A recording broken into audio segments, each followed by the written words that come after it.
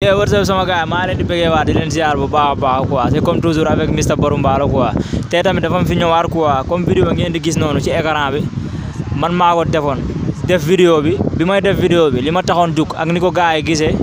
bokkul quoi parce que vidéo bi balaa ma koy def am na beneen vidéo bi ma njëkkoon def ci Dof Ndeye wax expliquer parce que fan yooyu lañ ko doon jóg a jàpp ci problème bu mu amoon wax problème bi am ñi commentaire am nañ ko gisee quoi. parce que gis nañ ne ñoom dañu gis ni dama attaqué Dof Ndeye wala yooyu ñu commentaire commencé saaga ma def vidéo bii ngeen di gis ni ngir tontu leen quoi ci biir tontu bi nag am na ñeneen tamit ñi ci gisaat ni que dama wax foofu ay kàddu yoo xamante ni rafetul am nañu bëri ñoo xamante ni ñaawlu nañ ko man commentaire yëpp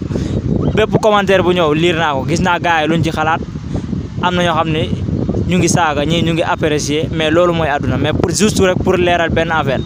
man Dof Ndeye aw ma ak moom problème parce que Dof Ndeye xaw ma musuma gis Dof Ndeye kon aw ma problème ak moom soxoreewu ma ko iñaanewu ma ko bañu ma ko man mënumaa bañ Dof Ndeye ndax booy bañ da ngay bañ koo xamante ni sekk nga ak moom dara wala nga xam ko wala dara mais c'est juste que dama doon wax rek ni que Dof Ndeye tey ci image bi mu am ci Sénégal du yoon ñi koy dégg ci ay problème yoo xamante ni ay problème yi ñàkk fayda comme ay problème bi ñu ko dégg nii te ba tey mu dugg ci kaso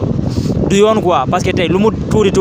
Dof Ndeye am na lu mu doon si dëkk bi quoi am na ñoo xamante ne dañuy xool si moom am na ñoo xam ne tey dañuy roy si Dof Ndeye c'est normal tey Dof Ndeye wane benn image boo xamante ni image bu baax la quoi mu génn si lii mu nekk mais man à part loolu aw ma problème ak moom lenn laay def mooy ñaanal ko yàlla génnee ko fi mu nekk parce que man aw ma problème ak moom man nit sa noonu sax doo ko yéene kaso man yéene wu ma Dof Ndeye kaso ba gars yi yaakaar ne que dama ñëw attaqué Dof Ndeye wala dara ba gars yi di kaas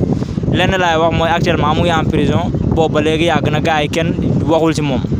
lenn li may wax mooy justice pour lui justice pour Dof Ndeye na ko gars yi àtte ñu jugé ko mu xam fu mu feete wala gars yi buñ ko maye tamit may ko liberté même bu dee liberté provisoire parce que tamit ci dëkk bi la bokk ci citoyen yi la bokk xam nga bu dul dara am na lu mu fi def di waxaale tamit ak bees justice pour ak bees quoi yàlla na ko yàlla génnee moom tamit parce que ñoom ñëpp ci hip hop bi la ñuy kii man mi sax hip hop laay bëggee tey amateuru hip hop la kon maa ngi leen di ñaanal ñoom ñëpp man amu problème ak kenn bañu ma Dof Ndeye mënuma bañ Dof Ndeye parce que xaw ma ko maa ngi bëggee ñëpp di saawda di wax gars yi ngeen abonné waat like et partager justice pour Dof Ndeye justice pour ak bees what's up